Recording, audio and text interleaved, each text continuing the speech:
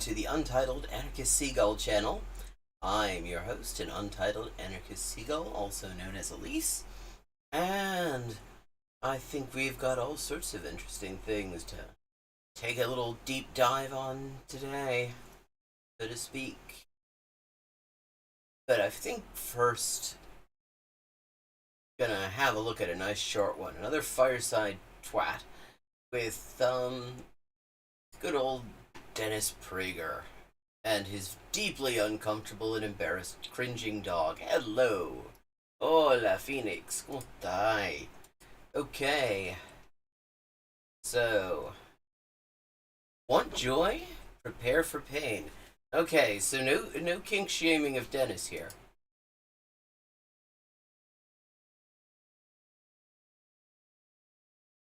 My wife, as often noted with her first child, she actually went for an abortion when he was 13th week of the pregnancy.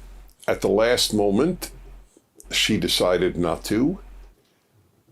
Was it after you saw pictures? What made you decide not to? Is this something she wants to have talked about, incidentally? I mean, I noticed she's not on camera. No, I didn't see those till you. So why did you say no? Because she was doing a pelvic exam on me. Hello, everybody, and welcome. Wait, what the hell did we just hear? But, how does your cat break a French press? To the fireside chat. That's Mr. It's Tubbs. fucking June. What's the point of your fire? Otto has gone to the next world. By the way, talking about Otto. He's very consciously avoiding looking into the camera here. You hear Mr. Tubbs? Jacob, we're picking him up.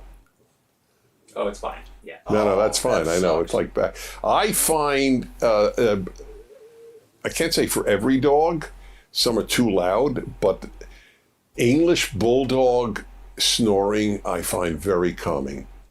Okay, I don't think you want to hear me talk about English Bulldog snoring for a length of time, and I won't. I do want to thank, I really am a recipient of very many gifts, and they're very touching. Mostly from the fossil fuel industry and white supremacist groups. So one is a beautiful sketch done, really beautiful, of Otto. And thank you, that was a beautiful gift, and we're putting it up, obviously. Yeah. And another beautiful gift was a bulldog in a glass in glass, which I always love in any event. So let's see if... The intrusive yet handsome stranger is responsible for so many things. If you can, let's see, zoom in on this. Is it seeable? Not really. Okay, yeah, this is really gorgeous. Or we can get a shot of it. This really looks like Otto. I can't believe, maybe it was really made from a picture. I don't know, or it's hard to think they have a bulldog glass. The process, I think they do use a photo. Yeah, that's really stunning. I love glass in glass. Okay, thank you. Fireside chat shot. Be that as it may, welcome indeed to this fireside chat.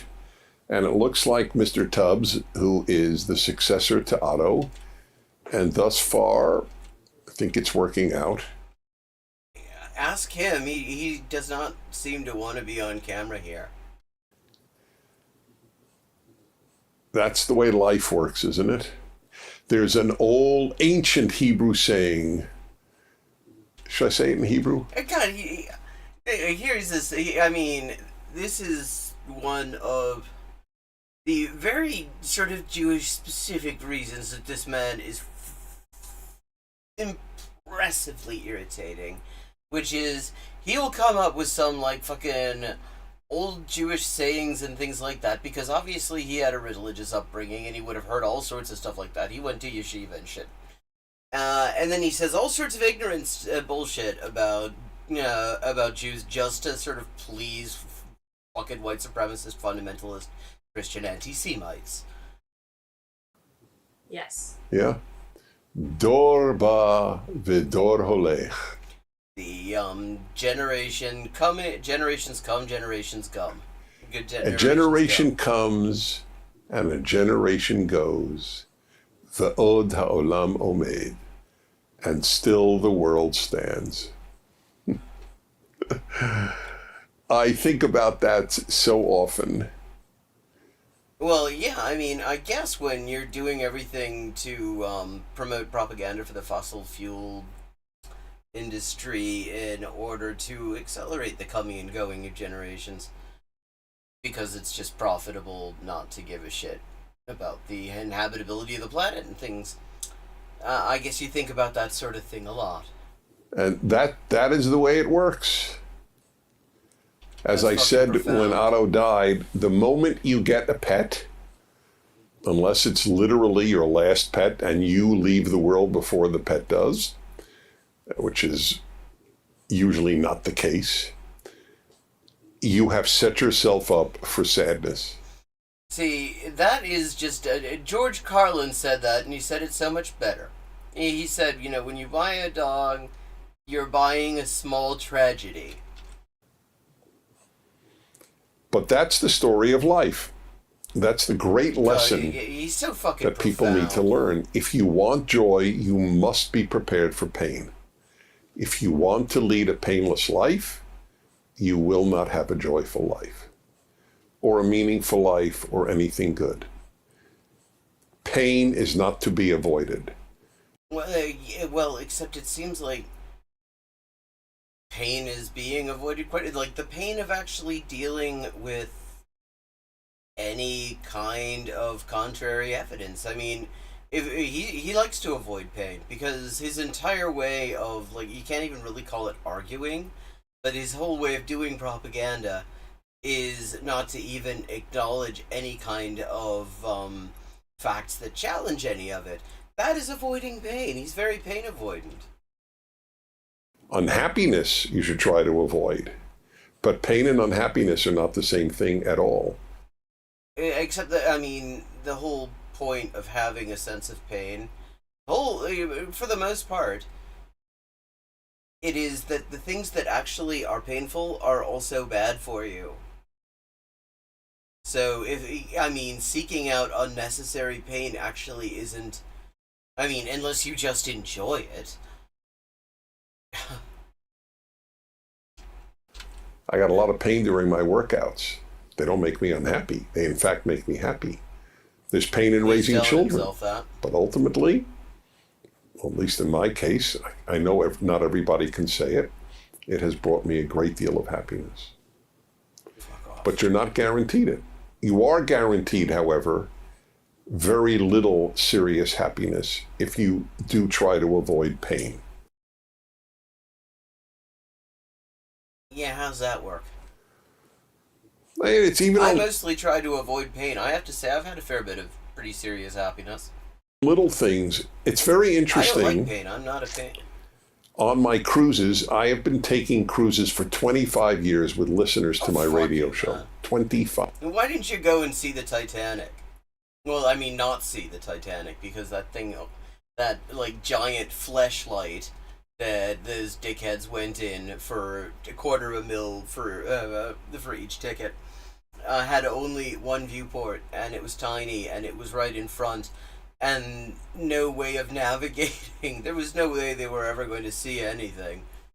5 years. I've gone to all 7 continents with listeners, and they're magnificent cruises.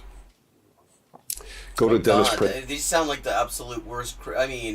As bad as cruises can be in so many other ways. A cruise made up of the sort of people who, like, who want to spend time with people who enjoy Dennis Prager and his, like, dubious insights. That is just like a horror. That is a fucking horror movie right there.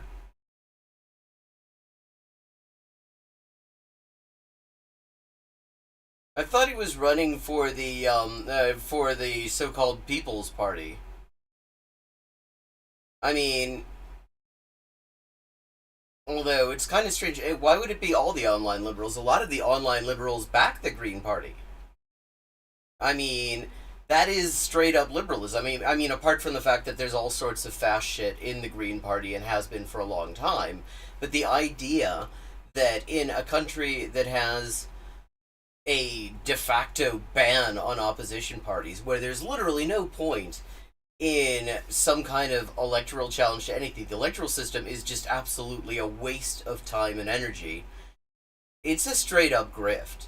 These fake ass opposition parties that anyone who knows anything about the electoral system knows can't go anywhere, no matter how good their platform is. And the Green Party's platform is kind of iffy. I mean, for one thing, they have this tendency to be not particularly averse to having white supremacists, as long as they also say some eco-fast shit. I mean, it's a grift. Prager.com for information. And it's just straight up liberalism, the idea that there's any point in that.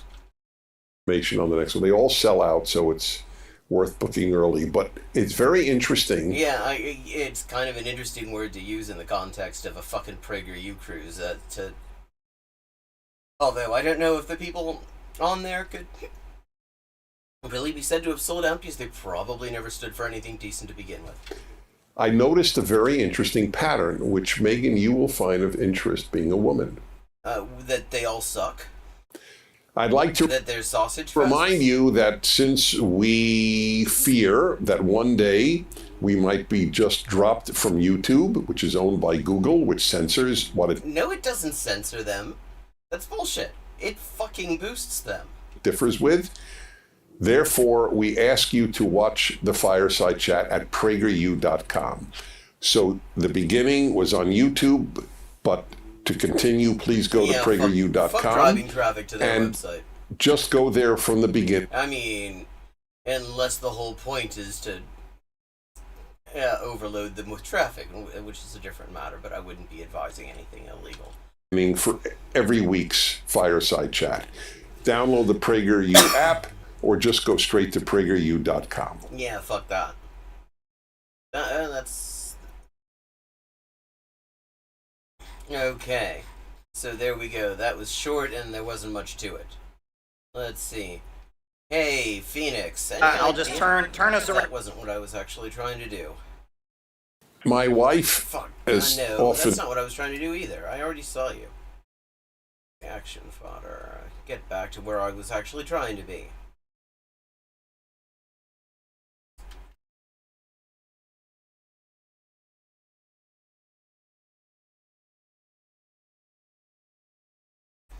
Any idea, Phoenix, what allegations Voosh might be currently responding to?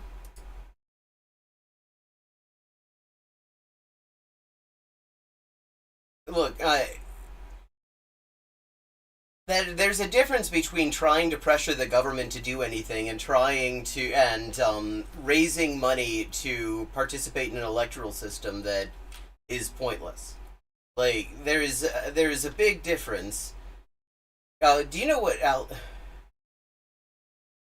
See, I don't actually know, but if I would go quite that far. But there's a big difference between using actual effective measures, disruptive tactics. Well, yeah, something you probably did is for sure. To actually put pressure on a government and eventually overcome the system altogether. That is one thing. It's quite another thing to use the mechanisms put in place by the ruling class, put in place specifically because they would not be an effective means of challenging them, and then raise a whole bunch of money based on that. I think that actually, I don't know enough about what's in Cornel West's head to know if he actually is naive enough to think this is for real. Though he's certainly old enough to know how. I mean, he's certainly old enough to remember the last time the Green Party actually had any kind of chance. Hello, Ludlow. So, I mean, I think you ought to know better. This isn't the first time he's jumped on a liberal bandwagon. I mean, he did it with Obama. And then for a while he acted like, oh, we were all fooled by Obama. And it's like, no, a lot of people weren't. I wasn't. Plenty of people weren't.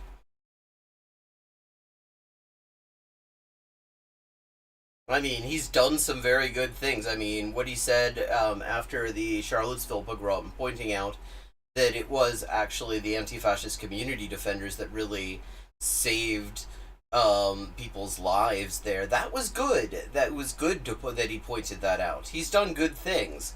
I'm not saying that nothing he's ever done is worthwhile, but this isn't worthwhile. This is bullshit. It is a waste of time, and we are just really past the time where we should be pretending that the electoral politics in the US in particular is a worthwhile place to sink our time and resources and energy. It's not. Whether you do it within the Democratic Party, that's bullshit.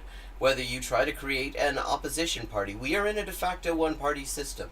There is no meaningful political participation at any fucking level, except maybe the very, very low local level in some places. There is simply no point in using the fucking electoral system. Now, I will say, I make an exception for for binding referenda. Those there is some utility for. But not this bullshit of running a fucking presidential candidate. Do you know how much money it takes to even get on the ballot in enough states? I mean, just not talking about campaign costs. I'm talking about ballot access fees. It's tens of thousands of dollars for each state you try to get on the ballot. And that's before you deal with trying to get... Yeah, I mean, a lot of people voted for him, it's true. And I think a lot of them voted for them because they stand for the right things, even if they aren't necessarily... Yeah, of course he is. I mean, so... Yeah, of course he is. I mean, that's the thing, of course he is. That's why he's even allowed anywhere near power. Yeah, which is a waste of time. It's not gonna happen.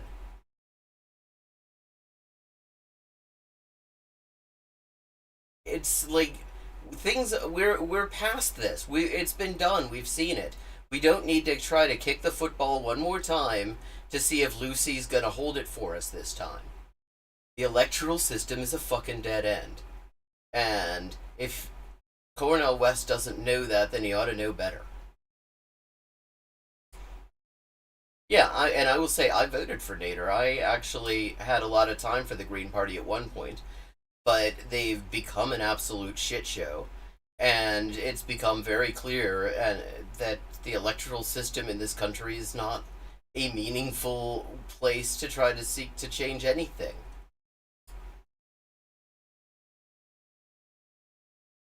This Well, what do you mean, a movement? Because, I mean, if, like...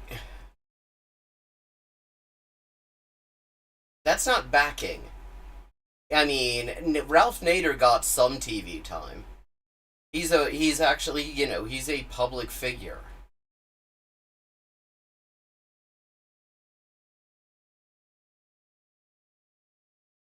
Oh, well, I mean, I think you should have just sort of sat down and let her sort of stew there.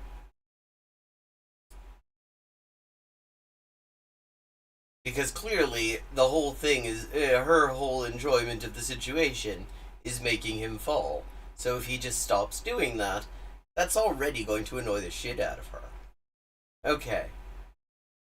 Well, I mean, well, who gives a shit if Fox cover... well, okay, so but the thing is, a real movement doesn't come out of election campaigns. Like, Martin Luther King did not come out of an election campaign. He came out of the fact that there was actually no point in having election campaigns for civil rights to a great extent within the Deep South at that time, because the people who would vote for it were not allowed to vote in the first place. I mean, there's no real movement that's going to come out of a Green Party election campaign. If that was going to happen, we would have seen it already. They go away. It just, what happens is they have a big fanfare, they raise a bunch of funds.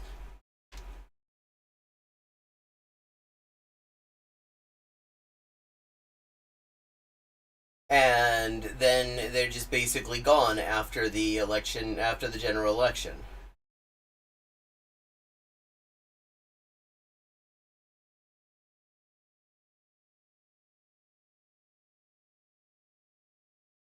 thing about the Titanic 5. These guys talking about a race for time. They're down there. They're possibly Talk about a race for time. There was no race for time. They were almost certainly dead the minute they tried to go below the rated depth of that fucking fleshlight. There was a race for time a couple of thousand miles away in the Med, where there was a boat full of refugees. And here's the thing. The Greek authorities knew that this boat was present. They knew that it was in distress. They knew where it was. All they needed to do was send a reasonable sized ship to the coordinates to get the people off of that sinking boat and to safety. And it's worth noting that they actually are legally obligated to do that.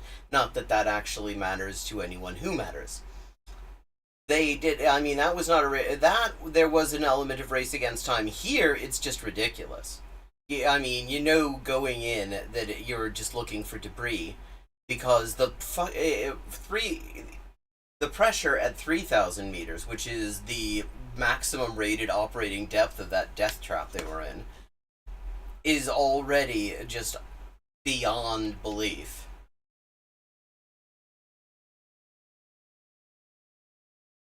Well, I mean, okay, but can you give an example of an actual movement that comes out of an election campaign in U.S. politics? An actual movement that starts from an election campaign,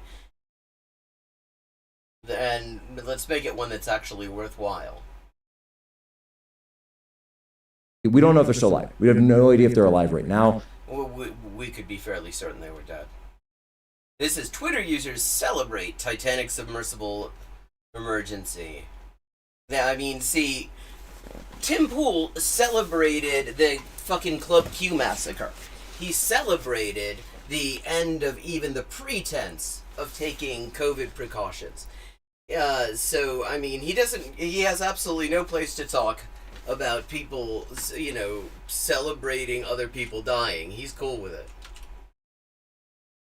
Yeah, it's interesting because, I mean, I thought from the things he said recently, it seemed like he just grouped out lesbians, gays, bi people, pan people, everybody under the category of groomer. That's what he's been saying recently. So why the fuck does he give a shit if lesbians have a different definition? I mean, clearly he doesn't. But that's not really an answer to my question. Yes, election campaigns often result. A lot of people go from major social movements and use them as springboards for election campaigns, but I'm asking about the other thing.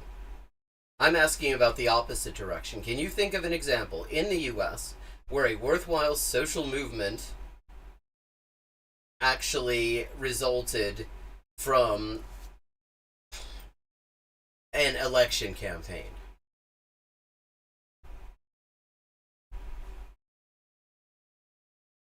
Everyone that I know is talking about this situation right now. But you know what's interesting? And Seamus, you and I were talking before we got on air about this. There are people who are rooting for them to die. Yep. Well, I mean, yeah, let's just remember. Let me just read you what, maybe you've already seen this, chat. But this is what, where's this guy? Okay, here we go. Stockton Rush. This is the guy who built the death trap, the mega fleshlight that these people decided to look at a graveyard of poor people in. I know that our engineering-focused, innovative approach, as opposed to an existing standards compliance-focused design process, flies in the face of submersible orthodoxy, but that is the nature of innovation. What he's talking about is not maintaining known best practices for structural integrity in high water pressure environments. I have grown tired of industry players who try to use a safety argument to stop innovation. Like, have you seen pictures of the inside of that thing? Can you tell me where the fucking innovation is? There weren't even seats. Like, where were these people even shitting? And new entrants from entering their small existing market. Since Guillermo and I started Ocean Gate, we've heard the basest cries of "you are going to kill someone" way too often. I take this as a serious personal insult. Like, and just about anyone who knew anything about designing submersibles tried to reason with him on this. There are people who are rooting for the ocean in this situation. And look, I'm going to be honest. I'll say this with, I don't wear the beanie right now, but with my... It isn't really rooting for the ocean, though. Like, they decided, like, any of us, like, normal non-billionaires would look at that thing and say, there's no way I'm getting on that fucking thing. Not even above water. There's no way that that's going to be any good. Like, they were bolted from the outside. Even if they'd managed to get back to surface, they couldn't get out. Meaning that if they managed to surface after trying and failing to get below their maximum operating depth of 3,000 meters, they could still have a chance at suffocating. Because they couldn't get the fuck out of their thing. Because there's no way to open it from the inside. There's no escape hatch. There's nothing. This isn't innovation. This is just bullshit. It is a bad joke. My former You Navy, have a friend named Jack. I have a who friend named yeah. Poso, who's a former Navy officer. These guys are in miracle territory. They're in Hail Mary territory at this point. It is not likely right now that they will be saved due to a number of factors. The severe and extreme depth that the Titanic is at, the fact that this thing has, as far as we know, has not surfaced. The fact that it was made to be able to withstand the pressure at 3,000 meters, and the Titanic is 1,000 meters deeper than that. I mean, at 3,000 meters, if you aren't in some sort of protective hull, and you're going to just be fucking squished. Hey, Adrien. Okay, the question was...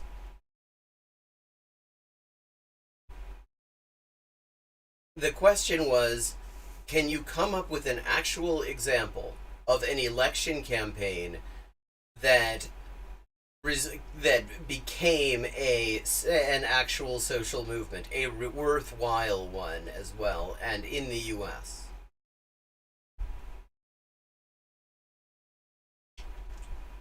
They have an emergency procedure where it can resurface very quickly. It doesn't appear to have done that.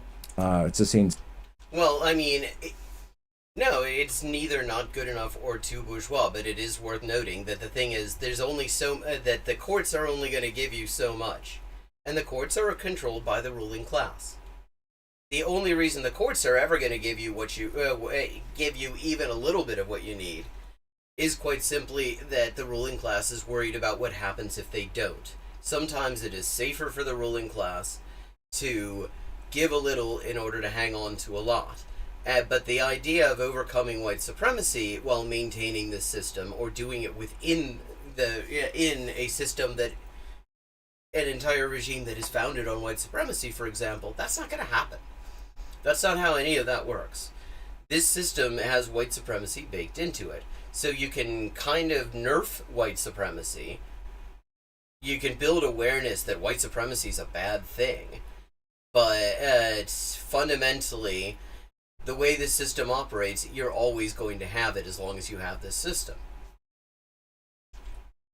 Some kind of damage. You can make it better, but there's been questions about... I mean, that doesn't mean it can't be, that the progress that you make one decade can't be just completely rolled back the next. Which is exactly what we've seen with the civil rights movement. I mean, basically every effective means of...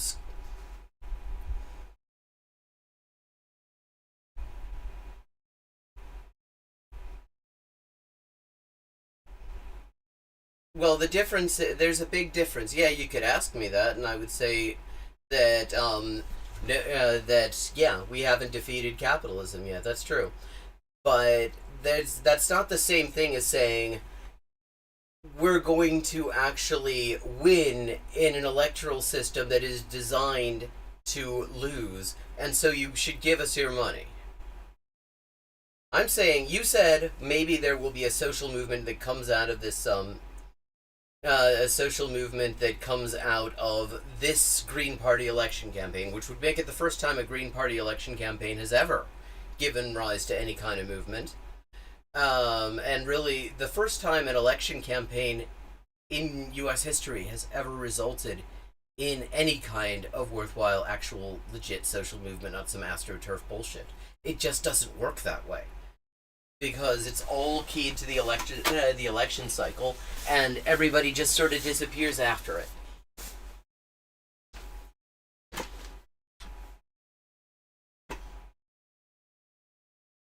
About the hull integrity, and if the hull is breached, I mean, they've been done the whole time. Yeah, exactly. As far as we know, there's no way any human can survive at that depth, and certainly not at that pressure. You'd be killed instantly, basically, if there was a hull breach. Yeah, exactly. That being said, even if there wasn't, to be able to find this, look at it. I mean, here's a visual of all the fucking hardware they sent in order to locate the debris of this fucking fleshlight. Meanwhile, the Greek authorities knew perfectly well that there were a whole bunch of people, a whole bunch of refugees on a boat about to drown if they didn't get rescued. And their response was, we're going to let them drown. They didn't get any help at all. In fact, Greece is one of various European countries to prosecute people who provide assistance at sea to refugees. thing, get submersibles down there. It's you just don't have enough time, you don't have enough air. But what is going on? But what movement? I mean, if the thing is that the people, when you stake your attempt to build a movement on electoral grifting, you're guaranteed that not to get anything, because the people, they're literally trying to detract from social movements. The whole idea is to siphon off of them.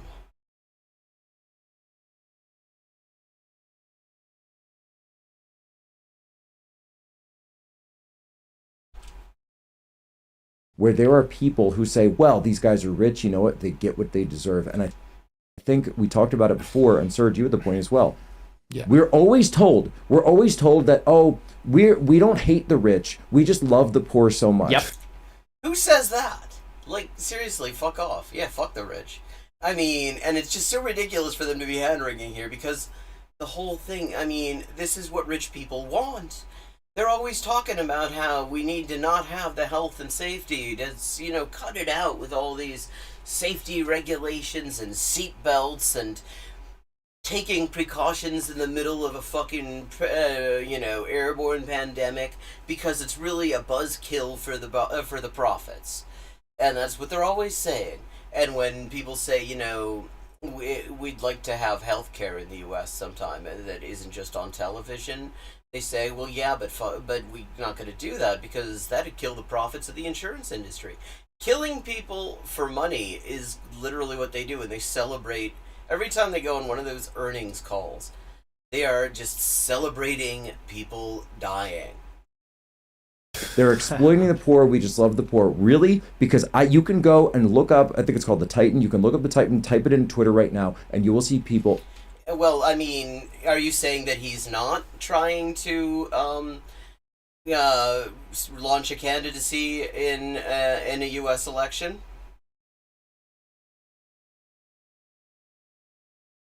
Because, I mean, you're the one who made that accusation. That is, I mean, it is a big accusation. That destroys a person's credibility, really. Arguing and cheering, celebrating the fact that they want these people to die. Now, I wonder, are they going to mention the refugees who were just allowed to drown? It would not have taken anywhere near this kind of setup in order to rescue them. They could have just sent one fucking ferry out there and they would have been sorted. And getting thousands of likes and retweets. And it's everywhere. And I don't... It's not fringe. You know, I don't necessarily think that these guys are, you know, heroes. I don't know if they're not those... What do you mean? How is hero even in here? These guys, this was a joyride. They were going to go. I mean, they have the money to buy a submersible or an actual just literal submarine that would work for this. If they just insisted on going down to check out a fucking underwater graveyard of poor people, since that's who mostly died on the Titanic. Because it was the steerage passengers who were so far below deck that they were unlikely to be able to get one of the inadequate number of lifeboats. And in fact, members of crew are said to have actually locked the stairs, the companionways coming up from steerage, just to make sure that they didn't have to compete with the steerage passengers. I mean, literally, it's a graveyard of poor people that they're just going to, not for any scientific reason, not for any reason other than, I mean, they're not even get to see it, because, I mean, that viewport is nothing. I mean, there's like one viewport, and it's tiny, and, yeah. So, I mean, they're not, it's not that they're not heroes, it's that there's nothing even remotely heroic about them. They're not even in the same universe as fucking heroism. And Clark. Okay, they're not... they're not... Well, I'm saying electoral politics is a grift. Well, you have a history of it now. You're the one who pointed it out.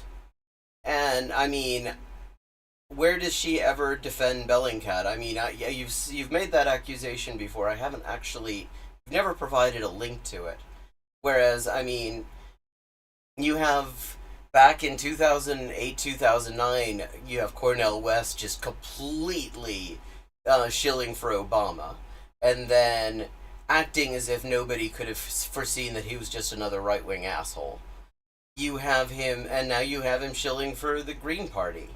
Which is just, so yeah, I mean, that's a grift. Where? I haven't seen it. Magellan. Yeah, right. There's people that have pioneered these areas before. Are they taking a risk? Yes. It is a foolhardy risk. I would say probably. Yeah. But that being said, they're human beings. Yeah, and they have families. And to say that because this person is wealthy, I hate them and I'm going to celebrate their death is an absolutely sick thing to say. Well, a bunch of rich guys are offended by the fact that people don't like rich people. You exactly how hateful they are. I'm going to quote somebody. I saw a tweet from an account called Good Tweetman, and what he said was, all of the people who are saying they hope these people died and rooting for them having a horrible death are the same people who say, I just want everyone to have health care. That's my form of extremism. So funny. Well, yeah, and here's the thing. The people who die, those are the people who don't want us to have health care. Those are some of the people, members of the class, who prevent us having health care, who celebrate when attempts to get us health care are defeated.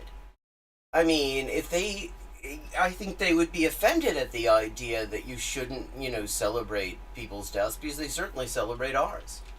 And it's true. Now, this just goes to show... Yeah, fuck the people who shilled for Bernie, too. I had a lot of words with them.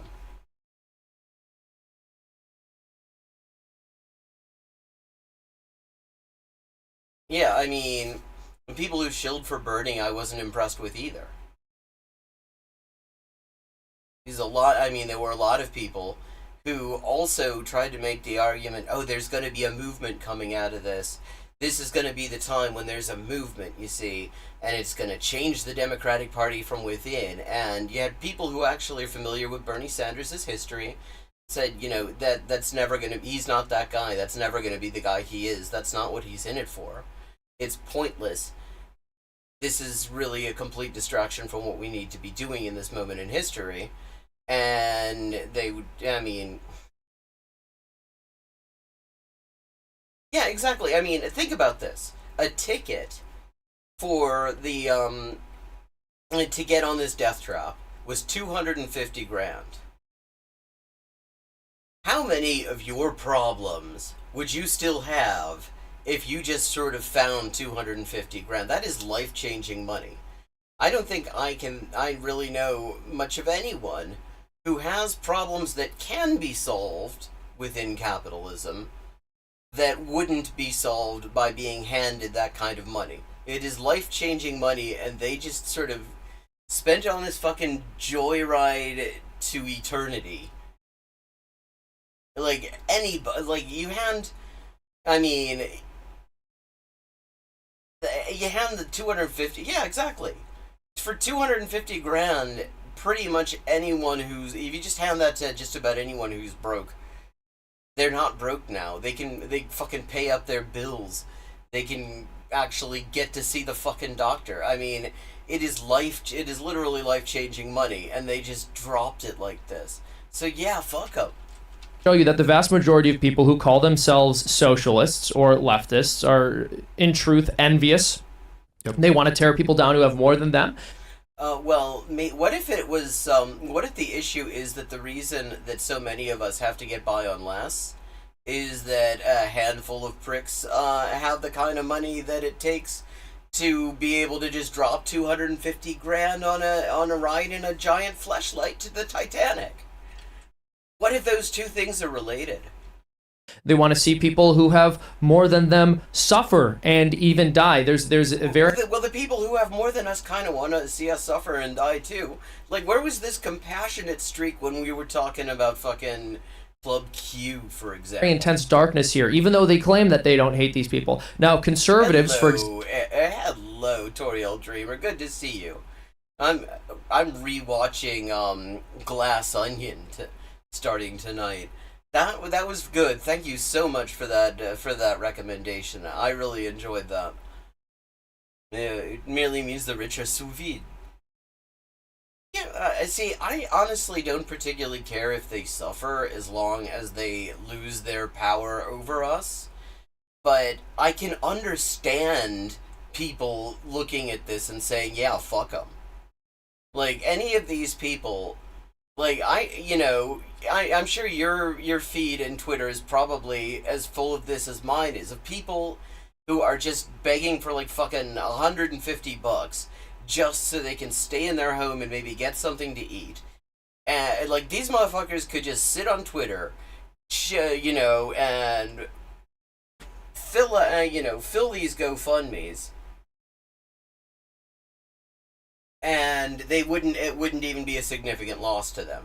But instead, they're going to spend the money on this bullshit. example, will be accused of hating gay people basically all the time. Well, yeah, because you do. You've been calling them fucking groomers. I mean, that's painting a target on them a little bit. When you want somebody to get killed and so you lie about them and claim that they abuse children, yeah, I mean, that's kind of saying you're cool with them dying, and that doesn't sound like you're exactly a big fan of them. If I heard a group of gay people died in a submersible or in some other horror... How about at a Trans Day of Remembrance memorial event? How about if a bunch of gay people, a bunch of LGBT people... Oh, interesting, he did only specifically say gay. So maybe he's already accounting for this. Maybe he's doing that deliberately. But I seem to remember these guys, when a bunch of LGBT people got murdered at a memorial for murdered trans people in Colorado Springs, they were celebrating. So yeah, fuck you, man. Horrible way. I wouldn't be going, oh, this is wonderful. I don't cheer for the deaths of people whose choices I disagree with and who I don't like. Like my desire for people, if I... That was him just saying that he doesn't like gay people, which is the accusation he was defending himself from. think they're doing something wrong is for them to repent, turn to God, have a good life, and get to heaven. Not and for go them and to, sin no to more. Well, wait, I mean, how do you get to heaven again? There's dying in that, is my understanding. die, to go and sin no more and repent, not to die a horrible death. So anyone who makes a claim like this, anyone who says that it's good that these people died, they've lost the moral high ground. But Well, yeah, but you don't. You don't have the moral high ground. These people chose to get on a fucking death trap. There's no way. These people had the money to actually have their own fucking marine inspectors or whatever the job title is go and look at this and make sure that it was seaworthy and could actually handle the sort of depths they were going to go to. They could have afforded to do that themselves. They didn't. And the thing is, I'm not one of those people. I look at that and it's like, there's no way you're getting on me on that fucking thing. I mean, it's obviously just a piece of shit. Oh, well, I don't know about Beanie Hour, but we're gonna do a little bit. Transmask lesbianism go brrr. To be fair, most of them lost the moral high ground long ago, and their When was that? worldview is about hatred, anger, and I'll leave you with this. So if you're saying it's bad when your worldview is based on hatred and anger, like, so anger is always bad? I've seen Tim Pool get kind of angry. Usually over bullshit, I should note. Usually, I mean, I saw Tim Pool getting angry because Chick-fil-A decided to have some fake-ass diversity office set up so that they could try to change the narrative on their homophobic donations. Yeah, literally an actual real submarine wouldn't have been that expensive. Wait, is Sous Vide, is that Mike Rowe's company? Most of the time, when people are calling for equality, what they're actually calling for is a celebration of themselves and their own aggrandizement, because it's very rare. Yeah, so that's something white people would never do. Like like a bunch of white people with money, they would never just have podcasts where all they do is fucking whack off to their own magnificent whiteness. Oh, wait a second. I'm getting a message from my producers that I should look at the fucking screen because it looks like that's actually what we're looking at right now. Or that somebody who's calling for equality is actually doing the work to... Oh, I see. Oh, okay. I thought when you said safety was a waste of money, I thought we were talking about the other guy who's always talking about that, which is Mike Rowe, who's always on this bullshit about, we should just, workers should just not have any kind of safety.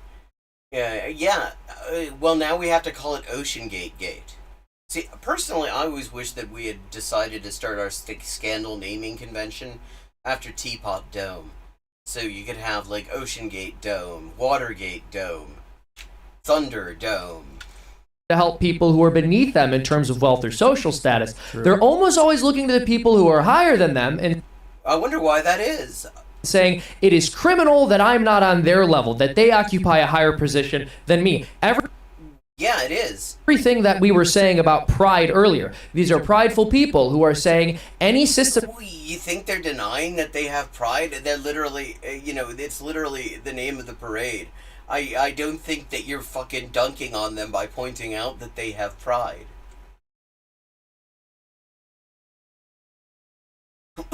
Two scandals enter, one scandal leaves. That doesn't place me at the top is one which is fundamentally corrupt, and so I will celebrate when people who are above me die. Well, they celebrate when people below them die. Which is also envy. Ian, I want to get your take because we got. What are we doing? The fucking 7 deadly sins there? What the hell? What is this Tim Pool's Catholicism hour? I'll get you in the conversation here a little bit more. Look, I know you've been crunching the numbers. You're looking at the submersible. You've got the science background. What would you... God, there's a guy with a science background. What the hell does that even mean on the Tim Pool cast? Does that mean that they managed to make it through 8th grade science class? Like, what is that? What does it even mean to have a science background in this context? The Ian Crossland way to try to get this sub up. Oh man, deep sea lasers. Oh God, it's fucking Moonlord. Yeah, total science background there. What the fuck's with the John Lennon glasses, by the way? What is he gonna go lounge singing after this? But yeah, this is the guy. His whole thing is anti-Semitism and mining the moon. Yeah, he's kind of big into it. But yeah, so let's hear his high level ideas on how to put together the imploded fleshlight and reinflate all the people who were crushed in it. Yeah, exactly. The look isn't bad, actually, but it's sort of I don't know. I've never seen him do that, and it's just sort of weird.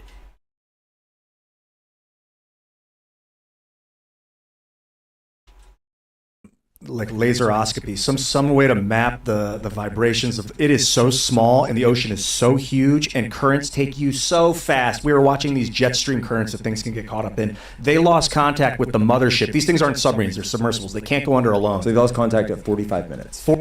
Yeah, because I mean, do you all know how this thing navigates? See, now the old way, the standards compliant way would be to have onboard sonar, would be to have some sort of laseroscopy. I was wondering, to have onboard GPS, have some sort of satellite hook link up, something that would allow you to actually have independent communication and look at the area around you.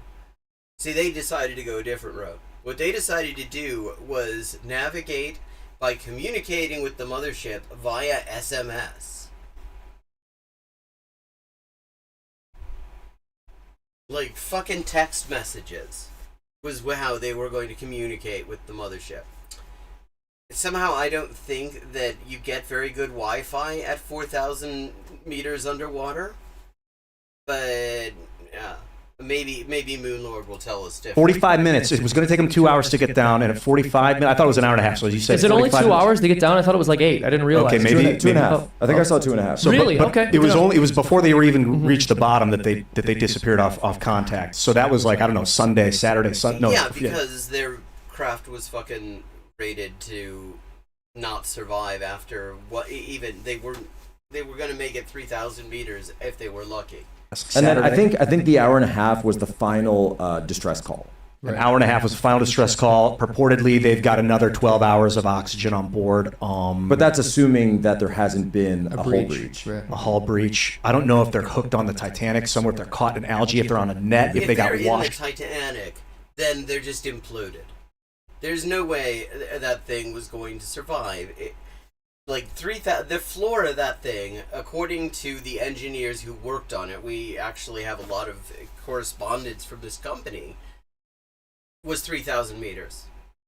If it's actually in the fucking Titanic, then it's in pieces. Pushed away and they're stuck under a rock somewhere 7 miles away. They could actually be.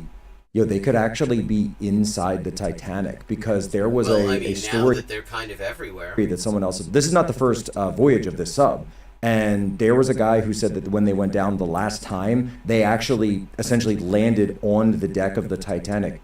Look, this thing's been down there for 100 years. If you're trying to land on the deck of something under that pressure, this is the first time I've heard anyone claim that this thing has ever made it down that far before.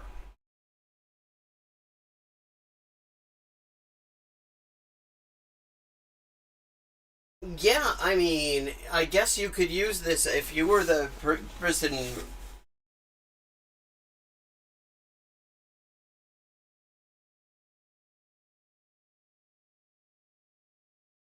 If you were the person manufacturing it, you do have a bit of advertisement.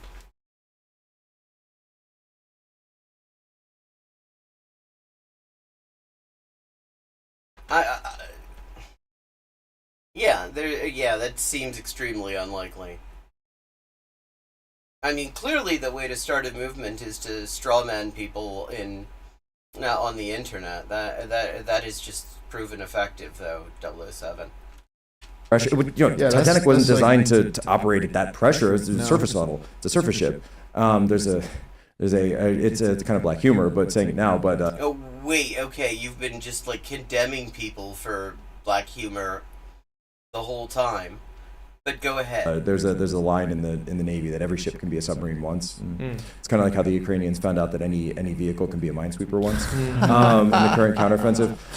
Yeah, so there's that. But they could have. Wait a second. Wait a second. Just cherish the moment here, because they're talking about how horrible people are for laughing at these rich fucks for getting themselves killed in this ridiculous way, and they all take a moment to have a chuckle at the fact that Ukrainians are having to deal with huge numbers of landmines all over their fucking territory.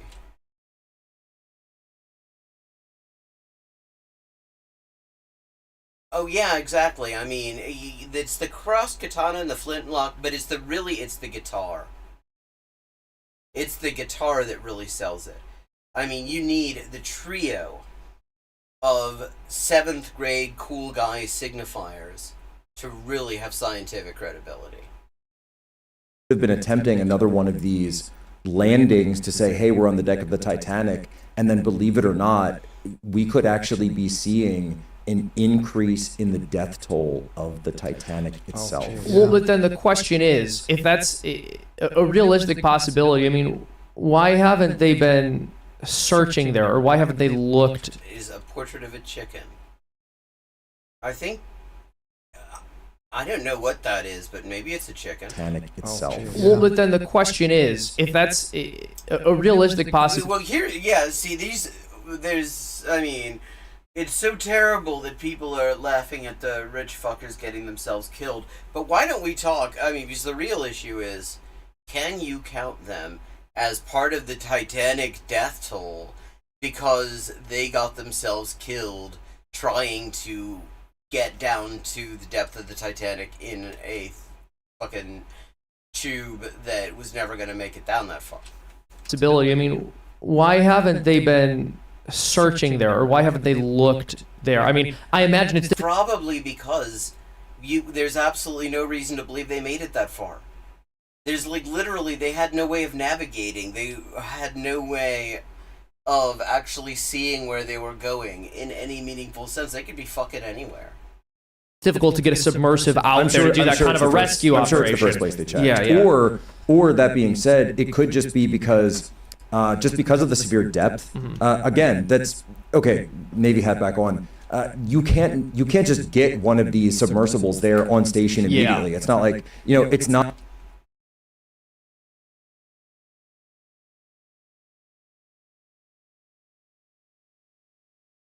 Not a Marvel movie. It's not the Avengers. Oh, well, now that's cutting really deep in a fucking Tim Pool venue, because Tim Pool thinks everything's a Marvel movie. The plane doesn't just like fly in from across the skies and then everyone just flies down to the bottom of the sea. You have to get it.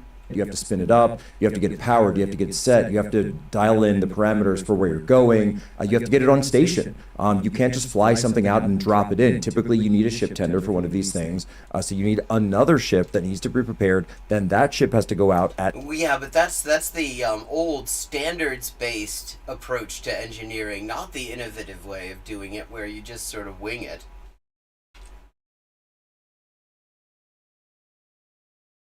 Out of the two of them, Sophie has actually talked a fair bit about geopolitics.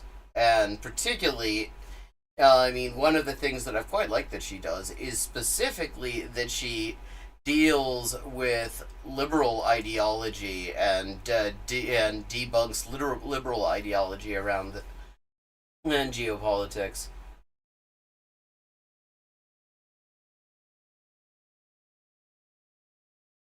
And, Voosh is definitely very white.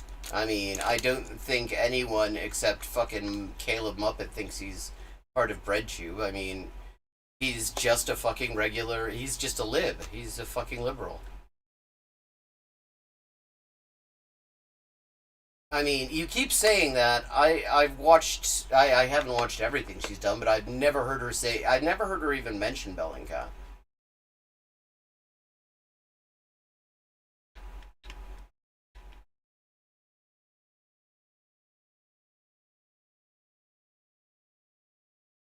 At ship speed, so you're talking about 10 hours, 12 hours just to get on station once you've got the remote operated vessel that's there, remote operated vehicle that's on station. So I mean, you're fighting against the clock the entire time. The ocean is massive.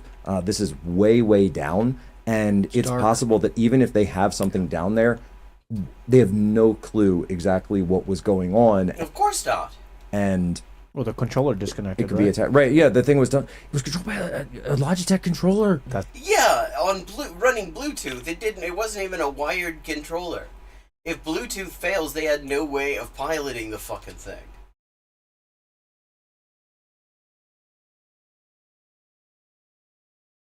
I have not actually heard her talk about Syria, so I have no idea what her views on Syria are.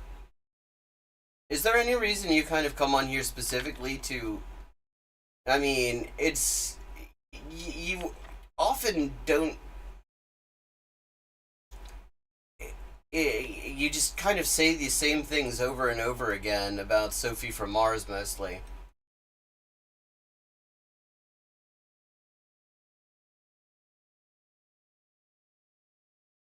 That's insane. Look at Video this game thing. controller. And I mean, and at the same time trivializing the far-right propaganda system, which is actually pretty fucking massive, gets all sorts of algorithmic boosting, is seriously well-funded, and gets tens of thousands of times, I mean, not tens of thousands of times, tens of thousands more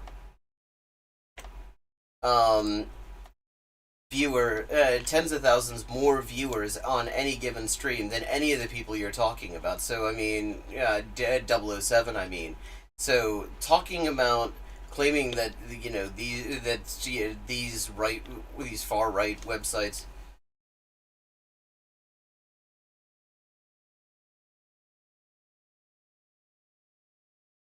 Well, this is the first time I've seen you name it.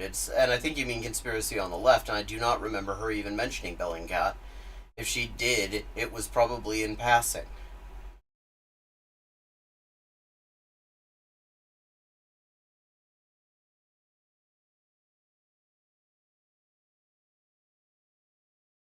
Well, your idea being that only one issue can be important at a time.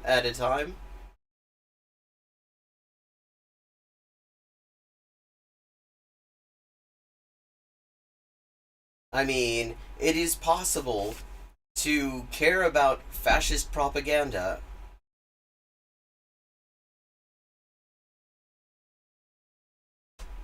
and also care about geopolitics. The two things are not fucking mutually exclusive. A video game controller, $30. Logitech stock Yeah. took a hit. I was reading Well, today. as soon as hell? I heard about this story, my conspiracy hat came back on, and I was like, I don't know who this guy is, but if he's in the Tim Pool studio, I'm surprised that he ever takes it off. dude, the Titanic is still taking down billionaires.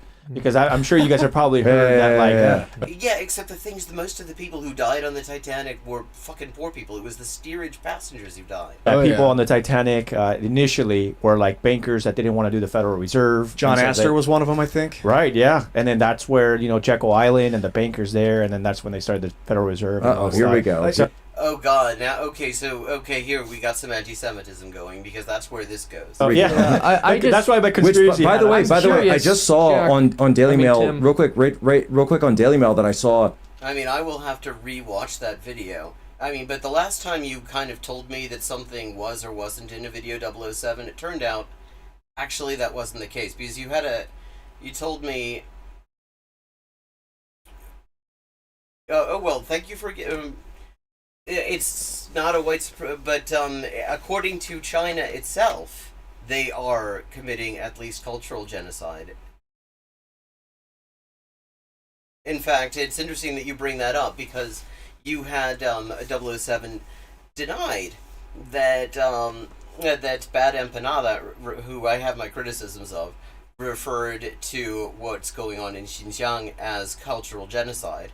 And I actually went through that entire video again, and I found I linked this in the Discord, multiple times when he described it as exactly that, using information, using sources that were specifically Chinese state media, using just the things that Chinese state media say is going on there. One of the one of the members of the current crew, the Titanic 5 that's on there right now, are actually descendants of people who died on the original Titanic. That's so sad. man. Well, they wanted to see how their ancestor died. That's a sad thing. They're That's going to explore the site of crazy. where a family member died, and That's now they crazy. very well may die, and people on the left. Well, then they really ought to have. I mean, they first of all, I mean, fuck that, really. I mean, you fucking. I mean, that's the whole thing is just grotesque on a certain level. But apart from that, these people could have afforded a functioning craft. I think that's wonderful. So, I'll ask you this: at the depth that they were lost, about 45 minutes in, is when contact was lost. Initial and then you contact was lost, Okay, yes. so my question for you is, approximately what depth would they be at that point? Do you have a good 4,000 meters. answer for that, or is that sort of outside of your? You'd be at least a couple hundred feet down. The long video that you said he never said anything about cultural genocide in, he used the term to describe it, and he was referring specifically to what Chinese state media were saying about it. He was specifically looking at what Xinhua, China Today, and other official Chinese state sources were saying, and pointing out that actually, based on their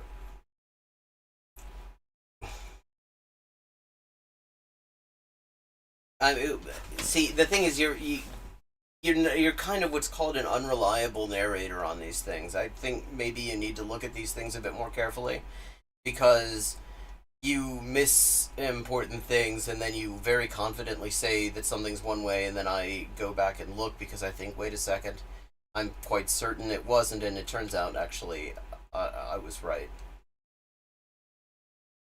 Okay, so then my question is, If not what a couple could- thousand. Yeah. What could happen at that depth? I mean, would this just have been a problem with the submersible itself, or are there currents that could come sweep you away very quickly? Honestly, I mean, all of the above. okay. Thanks for watching this clip from the Tim Cat. Okay, we've got about 20 minutes going. 20 minutes left, so let's see where we're going to go next.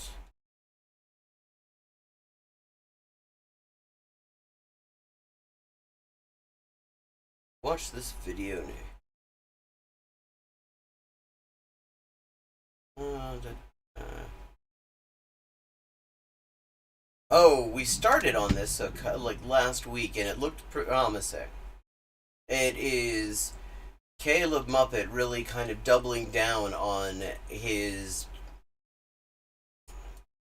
anti-LGBT arc and celebrating a member of the RCP who is making the most ridiculous argument for why people shouldn't give a shit about trans people. Where is... there we go.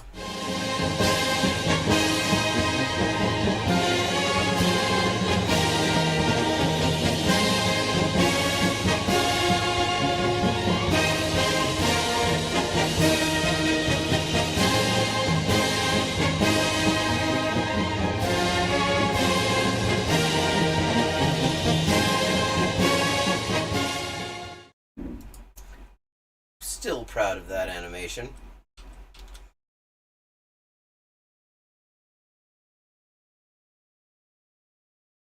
Okay, so where we left off, I'm gonna move this back a little bit.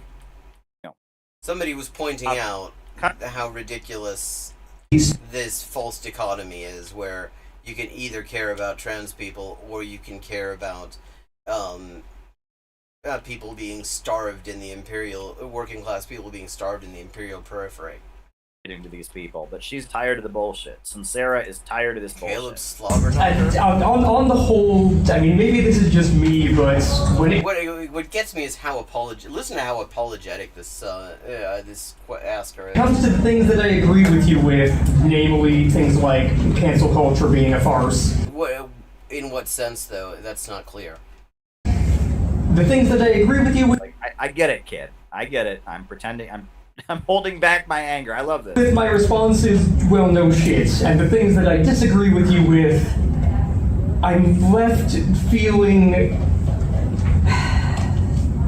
like, again, like you're overgeneralizing things. I mean, this is just such a. I mean, yeah, this is damning with faint praise right here. Because, I mean, what he just said there was the only things that I can find that are correct in what you say are things that are just trivial. And the rest of it is bullshit. The name of the article that's in that pamphlet is Pronouns and Starving Children. Two things that actually don't contradict each other at all. And he starts out the article by pulling the lens back to the big picture in the world. And he says, since World War II, just think about this statistic, 250 million children, if I'm getting the statistic right, 250 million children have died of starvation and preventable disease because of capitalism. You know, because we live in a system where food and medicine. Yeah, and a lot of those kids will have been trans too. I mean, so are you saying that it somehow makes the food more nutritious if poor trans kids are misgendered? Like, what's the fucking argument here? This is nothing. Are not produced to meet social need. They're produced as commodities to be bought and sold for a profit. Yeah, this is just, I mean, this is what he means when he's saying that the stuff he agrees with is just no duh. This is such basic, like, bargain basement Marxism right here. This is literally anyone who spent any time looking at Marx and Marxist theory, or just around people who have an interest in Marxist theory, can say this in exactly these words. This is so fucking basic. This has absolutely nothing. This is nothing controversial in this particular on. No other reason than that. Yep, and the countries that have alleviated that are socialist countries. Libya had the highest life expectancy in the African continent. Well, China has raised countries. 800 million people out of poverty. Socialism in Cuba and in Nicaragua. Tell us, Caleb, what does Cuba say about trans people? Does Cuba take the, oh, wait a second. Cuba celebrated the 10th anniversary of the beginning of their participation in the annual International Days Against Homophobia and Transphobia this year. After enacting by a referendum, by a substantial majority in that referendum, possibly the wokest fucking family law instrument that has ever been enacted on the planet. That, I mean, like, literally, if he wants to use Cuba, he cannot use Cuba to make the argument that somehow the countries that use, like, state capitalism and Marxism-Leninism to alleviate poverty, while not actually overcoming capitalism, that they somehow can't also, like, be decent towards LGBT people. Nicaragua and many places has cured that, but the countries of the world... To me, Caleb Maupin will always be John Stossel's fursona. Where you still have people dying of malnutrition, etc., are countries that are still under the domination of Western capitalism and imperialism. No, like, again, so how the hell does this like, you can, the people, like, with, who, yes, obviously, this is basic. What the fuck does that have to do with, like, respecting trans people? Holding back development, capitalism in its monopoly stage. Important to make these points. Continue. You know, if someone lined up 250 million children up, it's 350. 350. If someone lined up 50 children up against a wall and shot them one by one in front of you, everyone would say, "What a fucking barbaric system!" Like, let's. Well, yeah. Do you think that the person you're addressing, like, they already said they agree with you on this shit? Like, address the thing that. Get together and stop whoever's doing that from doing it. But literally, you know, millions of children every year are dying of starvation and preventable disease for no other reason than the fact that the system is dominated by a tiny... So why are you trying to slag off trans people then? Trans people are the reason that that system exists. Class of capitalists and enforced by police and military. You know, and Yep, exactly. The global system of monopoly capitalism is holding back development and keeping the world poor. Now, what he's leaving out here, and this is really important, is that Joe Biden's faction wants to make it worse. Well, I mean, not just Joe Biden's faction. Like, literally the entire U.S. ruling class wants to make it worse. The question is, you have the Democrats who want to make it worse but be quiet about it and pretend that, you know, and pretend that they're on your side as they make it worse. Then you have the Republicans whose whole thing is they make it worse really loudly and it pisses a lot of people off. I mean, like, literally the entire ruling class is committed to making it worse. But he has to pretend, in, like, sort of a classic liberal move here, that this is somehow just one section of the political class doing this, because he's doing this in order to shill for another segment of the political class. Joe Biden's faction says the problem is overpopulation.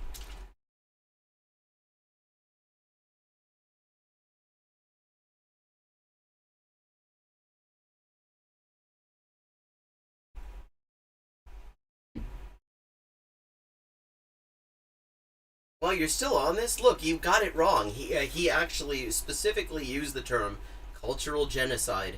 And if you're confused about what that means, then, I mean, maybe look it up. It has a very specific meaning, and he actually defines it as he uses it and points out how China's own official description of what they're doing matches the definition of that.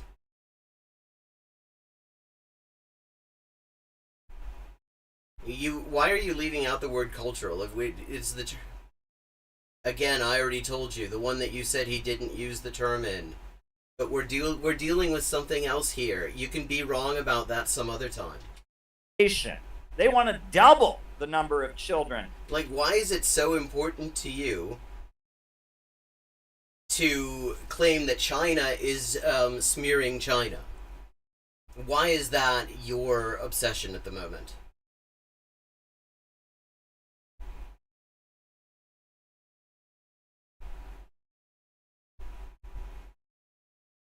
Actually, by some definitions, the way that cops in the U.S. treat black people would fall under that definition. I mean, people forget that that actually the genocide as a legal term has a fairly broad applicability. It's white online leftists controlling Xinhua News. I mean, tell Badam Panada, he's the one who thinks that is a pro-China source. That are dying because they think there are too many people in the third world. And that's what he's leaving out. Now, he forgets that, but, you know, Donald Trump and all of them, they want to increase the population, right? Oh, fuck off. Yeah, okay, now we're back to LaRouche. They want to make more profits, but the... Well, okay, I was just trusting you were the one who pointed out, I didn't condemn anyone who voted for Obama. I did come down, but Cornel West shilled for Obama, and he really should have known better, and a lot of people tried to reason with him while he was claiming that Obama was, like, the best fucking thing to ever happen to the left. And you're the one who pointed out that Cornel West is shilling for the Green Party. I mean, if you're saying there's no evidence of that, then that's on you. I was trusting that you got that right.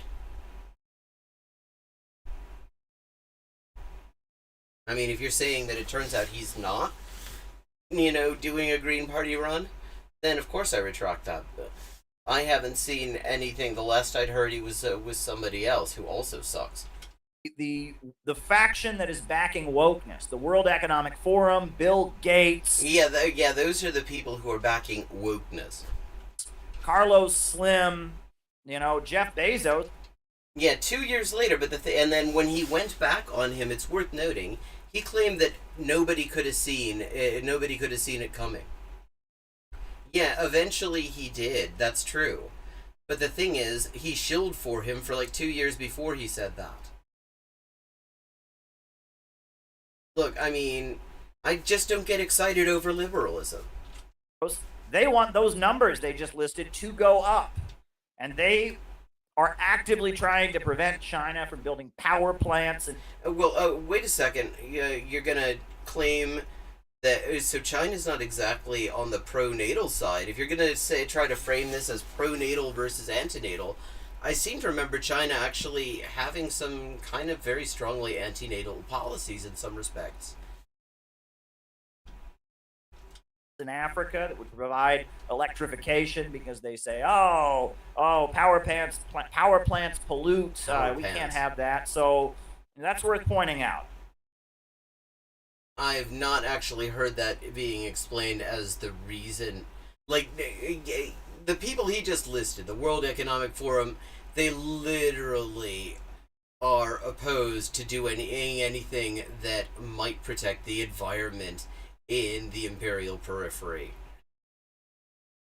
Because that gets in the way of resource extraction or the fucking interests of the ruling class in the imperial core. You know, that's something that I think is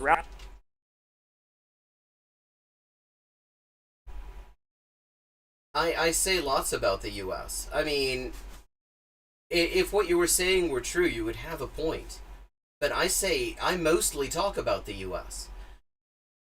All I did was point out that Bad Empanada, relying on Chinese sources, disagrees with you.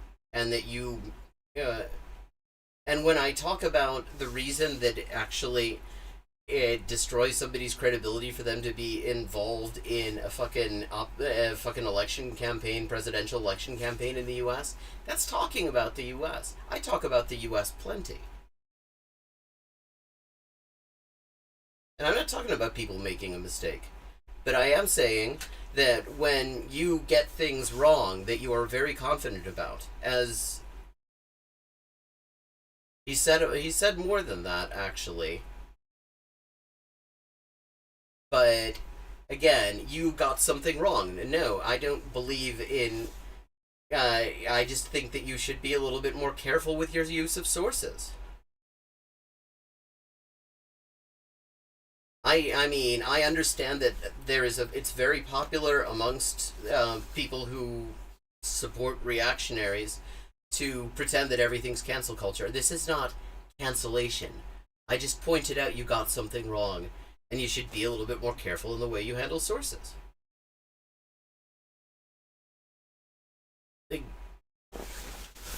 But you're really kind of... You've made your point, 007, such as it is.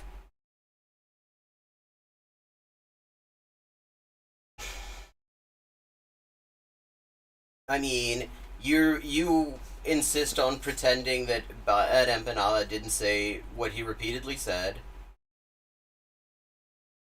And I insist on believing what he said over what you say he said. But we're doing something else right now. Are you just on here in order to tell people that you don't pay very close attention to what Bad Empanada says? I think he'd be more interested in that. I don't know. Yeah, I mean... I'm finding his presence, I have to say, increasingly inedifying. Yeah. I mean, this is completely distracting me from what I'm actually trying to do, and all over something that he could have verified himself, and by now should have. I even put the links in the discourse.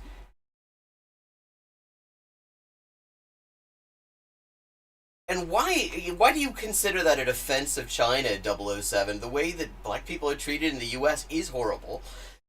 And it has at various times definitely been genocidal.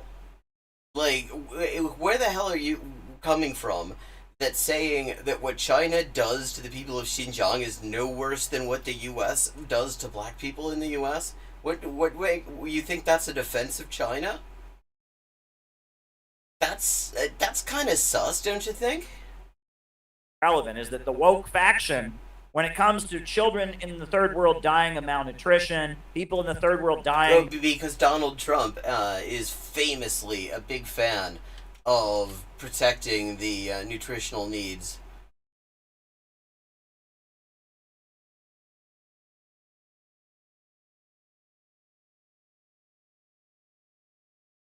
You've said that Noam Chomsky says it's severe repression repeatedly. It doesn't actually address the issue, which is that you misrepresented Bad Empanada. But the thing is that this isn't a fucking Bad Empanada street.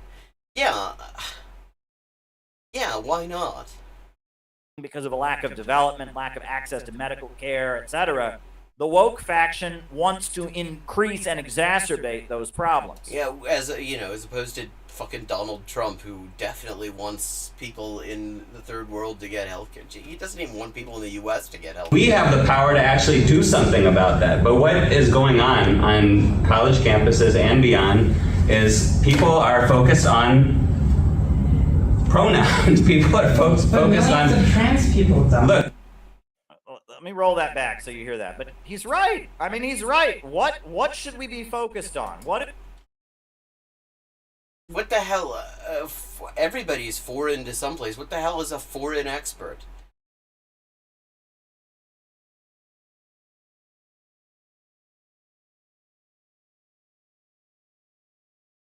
Like, I have to say, you're...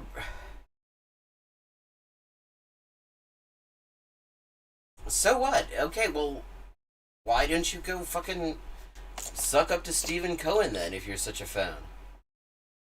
I mean, personally, I'm a communist, and I don't think that reactionaries are particularly worthwhile, but you seem to have much more time for liberalism than I do.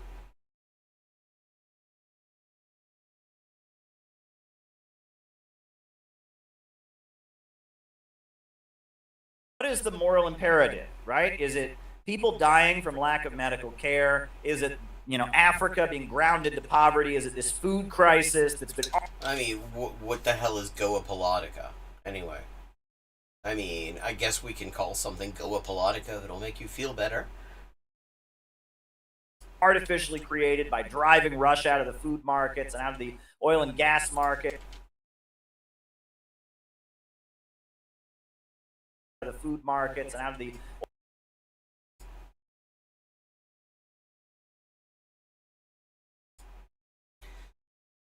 Okay, I'm putting 007 in timeout because that was just a major waste of time. He just kept on repeating himself over and over again. His talking points weren't even particularly good.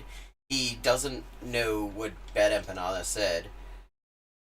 And this is not the first time that he's just been obsessed with this specific thing. He comes here specifically to, like, slag off Sophie from Mars. Like, why? What's the point of that? I mean, you're saying that debunking far-right propaganda is somehow pointless, but on the other hand, slagging off, but the real work is slagging off fucking relatively small, well, considerably larger than me, but still relatively small trans creator in somebody else in the chat of a creator who has basically who also has fuck all reach. Like, literally, these are strange priorities, I have to say, my dude. But with that, it is time for us to wrap it up for tonight. I will be back tomorrow at 11:30 p.m. U.S. Eastern Time. And I hope to see you there. Have a good night and good luck. And let me just, before we go, I'm going to just drop a link in here. In case anyone gives a shit. YouTube, Bad Empanada Xinjiang. Here we go.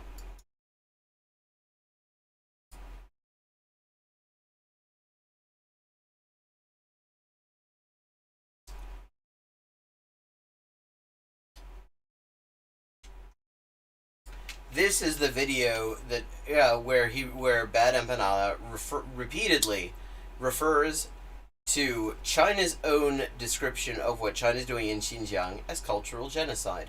And I would note that the only reason, I think I got, like, criticized by 007 there for like obsessing over Xinjiang or something like that. The only reason I've even brought it up, because I don't really focus on it, is that he keeps on talking shit about it. But here, there's the video. If you want to see who's right about it, I mean, watch it. It's actually a good video. I have a lot of criticisms about Bad Empanada, but he